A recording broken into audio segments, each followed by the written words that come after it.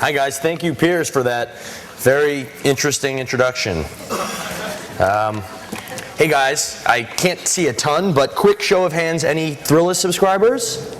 Oh, yes, that is awesome, very exciting. Any Jack Threads buyers? Any few? Okay, well, we'll work on that. Anyway, I'm Ben from Thrillist. Thank you guys so much for being here. And like Piers said, I'm sort of going to run through the history of the business as quickly as possible, the early stage stuff, and talk about what we've evolved into over the last year or so, and why I'm excited about it. So to get going, the backstory about Thrillist began 5 years ago, which feels like about 30 years ago at this point. But the original concept was to come in and build a better city guide. And so we looked at the national men's magazines that we grew up with, all of which seem to love Zac Efron. And we saw an opportunity. We saw these guys having a voice that we trusted, covering content that we thought was really relevant nationally, but unfortunately not stuff that we truly needed. So it wasn't local, it wasn't timely, it wasn't actionable, it wasn't information that we had to have. It was airplane reading, it was toilet reading. Yeah, I know that's disgusting. And we sort of looked at that and wanted the content to speak more directly to our lives. And then we looked at the local city guides, the Zagat's and the city searches and the Yelps, and found that all those guys were going and aggregating content and creating sort of a review of every single establishment in every single city. And my mother and I were supposed to read the same city guide, and there was a disconnect there. You know, my great Aunt Claire, who's 98 years old, has a different definition of romantic than I do, I think. And so we came in and said, look, what if we take the best qualities of both of these two things, take the voice of a men's magazine and apply it to localized content? And so in late 2005, Thrillist was born. And originally the concept was to go and create an email a day, sort of very similar to the model that Daily Candy had created. We actually raised money from Daily Candy's investors and went in and said, let's go and speak to guys like us. And so, you know, the idea was post-college, these disgusting animals, the idea was to really create a voice that resonated with us and go and pick one winner each day. So whether it was a new bar, a new restaurant, a new service, we'd go and highlight one establishment or one business that we were excited about and deliver that to our users. And very early on in the business, we sort of looked for a few different kinds of validation to prove that we actually had some trust. And so one of those was obviously being able to move the needle for the businesses that we covered. And so you write about the restaurant and they would get back to us and say, oh, we've never gotten so many reservations before. Or you write about the clothing store and they call us and give us feedback that we sold out the item that we had covered.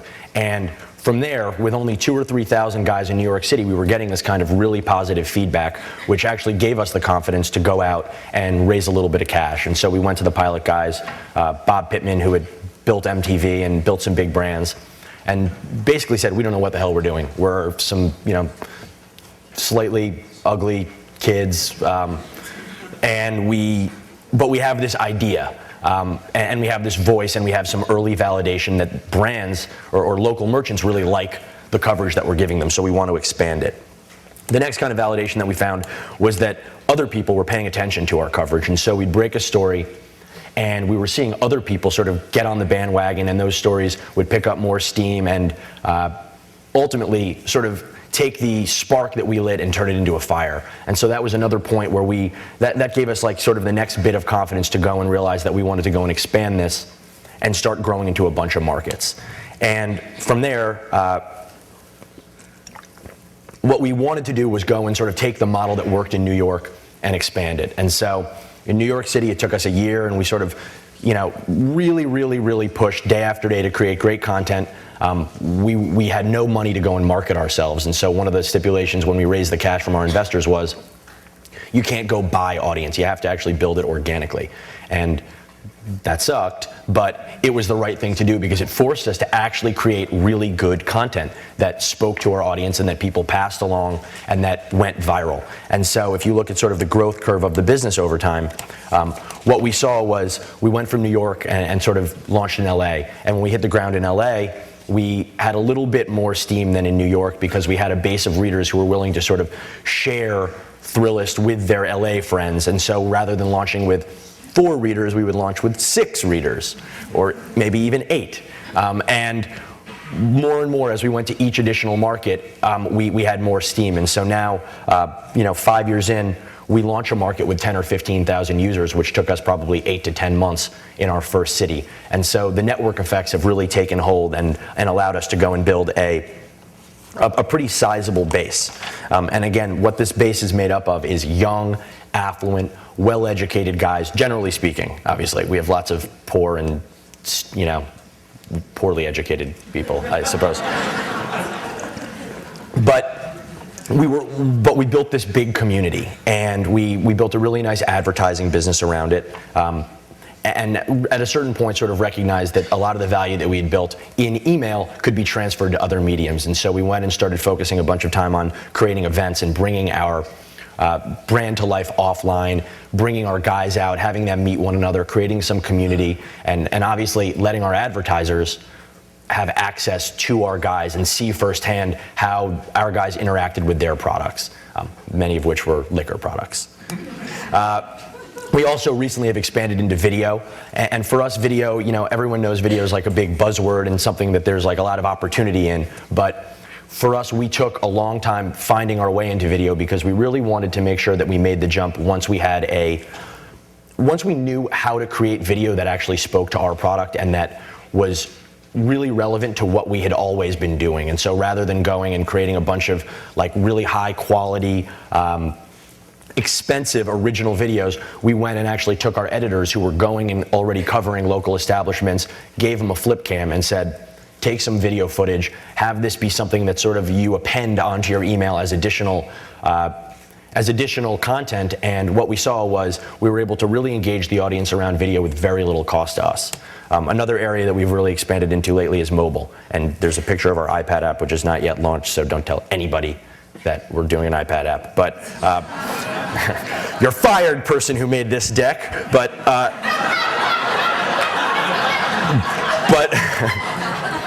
no, I made this deck.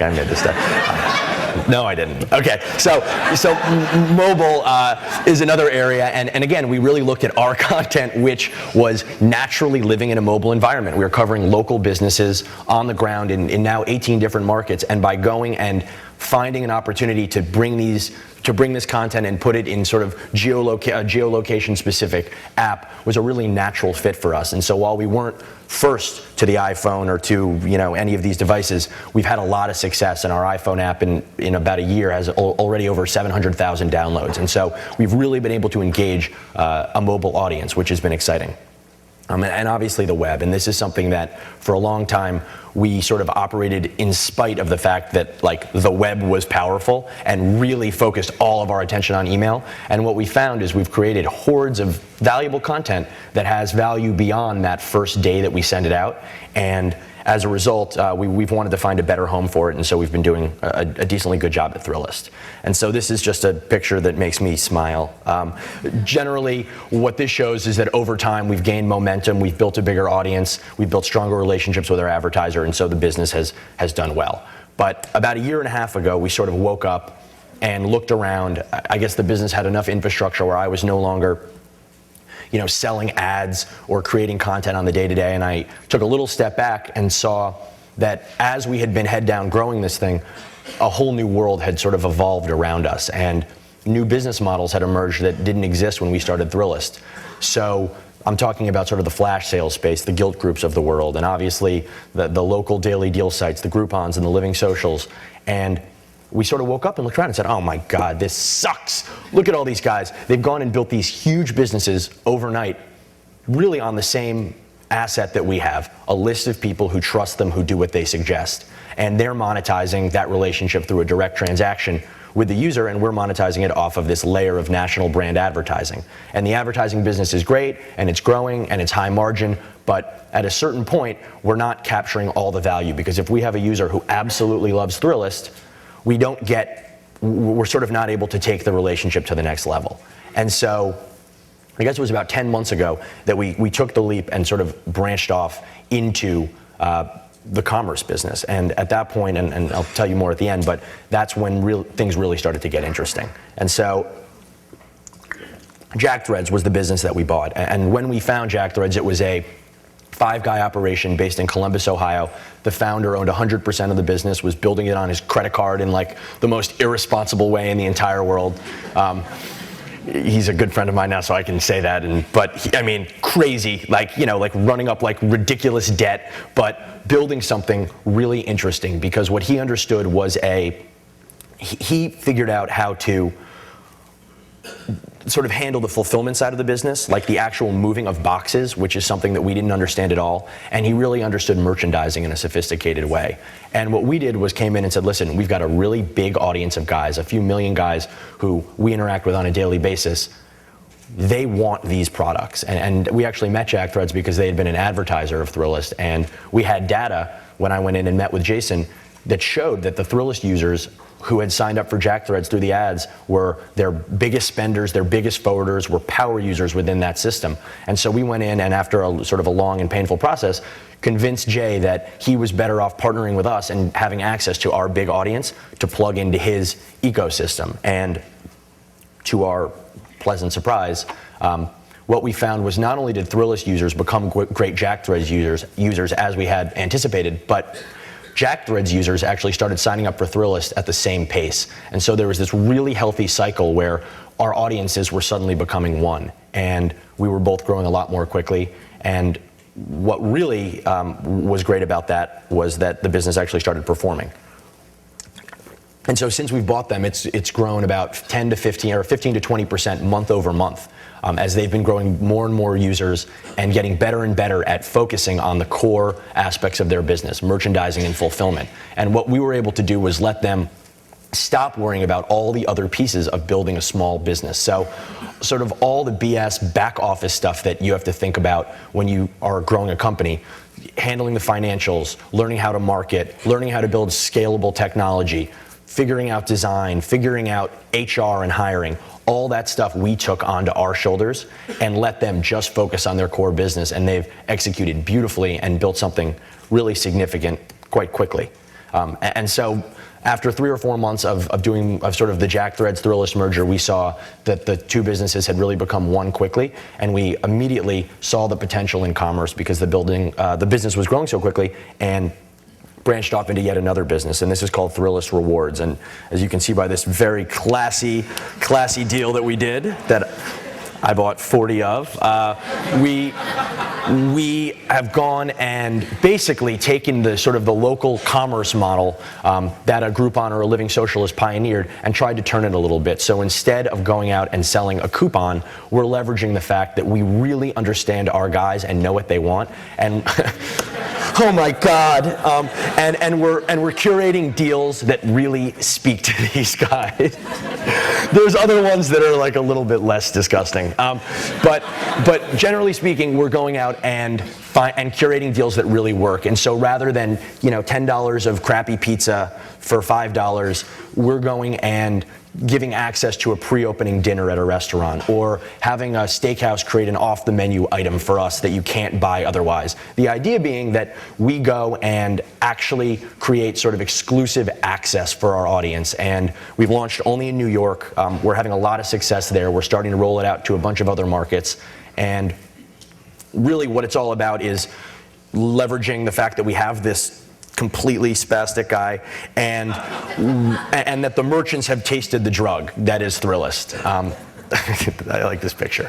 And what that really means is that we have got 18 cities covered. We have a ton of guys in these markets, and for 5 years we've been covering local businesses, talking about them in a positive light. We don't review, we recommend. It's always highlighting things that we think are cool. And now we have an opportunity to go out and talk to these businesses and say, listen, can you do something special for our audience that you haven't done with anybody else? And we can go and sell that to our guys, create new business for you, and create access for our audience. And what we're finding is that guys are responding to these offers very much like content.